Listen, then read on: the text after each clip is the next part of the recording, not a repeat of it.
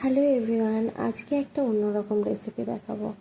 হয়তো কেউ নাক সিটকাবে, আবার কেউ ওয়াও বলবে। তো আজকে দেখাবো মাছের তেল চচ্চড়ি। মাছের তেল চচ্চড়ি অনেক রকমভাবে হয়, বাট এই রকমভাবে আমি আমার শাশুড়ি মায়ের কাছ থেকে শিখেছি।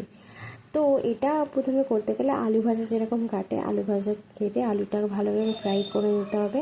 তার মধ্যে পেঁয়াজ কুচি, টমেটো কুচি অ্যাড করে বেশ খানিকক্ষণ কষিয়ে নিতে হবে, মানে ভাজা ভাজা করে নিতে হবে। তারপরে লঙ্কা কুচি আর তার সাথে রসুন একটু ছেঁচে দিয়ে আরও কষিয়ে নিতে হবে। তারপরে মাছের তেলটাকে অ্যাড করে নিতে হবে। তারপরে কিছুক্ষণ একদম মিডিয়াম ফ্লেমে রেখে থালা চাপা রাখতে হবে। তারপরে যেই ওপেন করবে একদম দেখবে তেলটা ছেড়ে দিয়েছে। তো বেশ খানিকক্ষণ আরও থালা চাপা দিয়ে করতে হবে। যে দেখছো খুব ভালোভাবে তেলটা ছেড়ে দিয়েছে।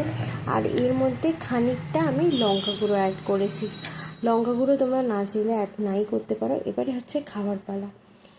আমি সত্যি বলছি, এটা বহুবার বানিয়েছি, বাট যতবারই বানাই মনে হয় ভীষণ সুন্দর খেতে, জাস্ট ওয়াও। তোমরাও বাড়িতে বানিয়ে আমাকে জানিও কেমন লাগলো। Thank you for watching, bye by.